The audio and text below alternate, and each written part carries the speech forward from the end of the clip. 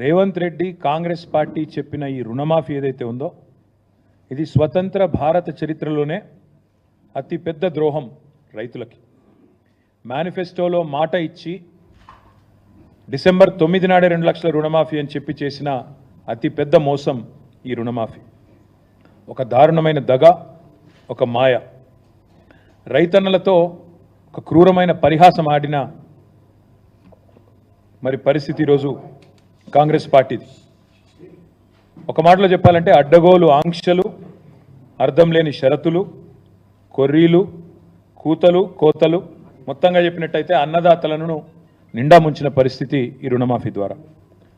అర్హులైన రైతుల్లో కనీస సగం మంది కూడా కాలేదు. ఇక్కడ మొదటి విషయం మీకు చెప్పాల్సింది, రుణమాఫీ అని ప్రతిపాదన పెట్టినాడు ఇది ఎక్కడ స్టార్ట్ అయింది స్టోరీ? ఇది రేవంత్ రెడ్డి గారు కాంగ్రెస్ పార్టీ ఎన్నికలకు ముందు ఏం చెప్పారు? డిసెంబర్ 9 నాడు, వీడియో మీరు అందరూ చూసే ఉంటారు, మళ్ళీ చూపెట్టి నేను మీకు బోర్ చేయను, సోషల్ మీడియా అంతా తెలుసు. డిసెంబర్ 9 నాడు ఒకటే రోజు ఒకటే సంతకంతో అర్జెంటుగా 2 లక్షల రుణమాఫీ చేస్తా అని చెప్పింది రేవంత్ రెడ్డి. ఒకే సంతకంతో, సింగిల్ స్ట్రోక్లో. రెండో మాట ఏమన్నారు ఆయన? నిన్న మొన్నటిదాకా కేసీఆర్ గారు ₹1,00,000 రుణమాఫీ ఏదైతే చేసినారో ఆ రుణమాఫీ పొందిన వాళ్ళు కూడా మీరు అర్జెంటుగా బ్యాంకుకు పోండి, వెంటనే 2 లక్షలు తెచ్చుకోండి, నేను వస్తున్నా, డిసెంబర్ 9 నాడు రుణమాఫీ చేస్తున్నా అని చెప్పిందే రేవంత్ రెడ్డి గారు. అయితే ఈ 2 లక్షల రుణమాఫీ అనే మాట వచ్చినప్పుడు చాలామంది మిత్రులు, రైతులు కానీ, జర్నలిస్టులు కానీ చాలామంది ఆలోచన చేసినారు, 2 లక్షల రుణమాఫీ అంటే ఎంత అవుతుంది, ఎంత అవుతుంది అన్నప్పుడు ఇదే రేవంత్ రెడ్డి గారు చెప్పారు. అది కూడా వీడియో ఉంది, మీకు కావాలంటే ప్లే చేస్తా. 40,000 కోట్ల రూపాయలు. ఏ పాటిదయ్యా 40,000 కోట్లు? ఒక్క సంవత్సరం నేను కడుపు కట్టుకుంటే చాలు 40,000 కోట్లు అనాయాసంగా కట్టేస్తా. ఇది ఆయన నోట్లోంచి ఇచ్చిన మాట, కావాలంటే మీకు ప్లే చేసి చూపెడతా. ఒక్క సంవత్సరం నేను కడుపు కట్టుకుంటే, అవినీతికి పాల్పడకపోతే, ఆయన అన్న మాట రేవంత్ రెడ్డి, మీకు పంపిస్తా కావాలంటే అందరికీ. ఒక్క సంవత్సరం కడుపు కట్టుకుంటే 40,000 కోట్లు అట్ట కట్టేయచ్చు అనాయాసంగా. ఇది ఆయన చెప్పిన మాట. దాని పర్యవసానంగా పేపర్లు రాసింది ఆనాడు. ఏం రాశారు? ఇది సాక్షి పత్రిక. 40,000 కోట్ల రూపాయలతో రుణమాఫీ. ఎట్లా వచ్చారు ఈ అంచనాకు? రేవంత్ రెడ్డి గారు ఏ రోజైతే చెప్పారో ఒక సంవత్సరం కడుపు కట్టుకుంటే 40,000 కోట్ల రుణమాఫీ ఈజీగా చేయొచ్చు అని చెప్పిండో, ఇక ఇది 40,000 కోట్ల లెక్క. ఎట్లొచ్చిండ్రా లెక్కకి?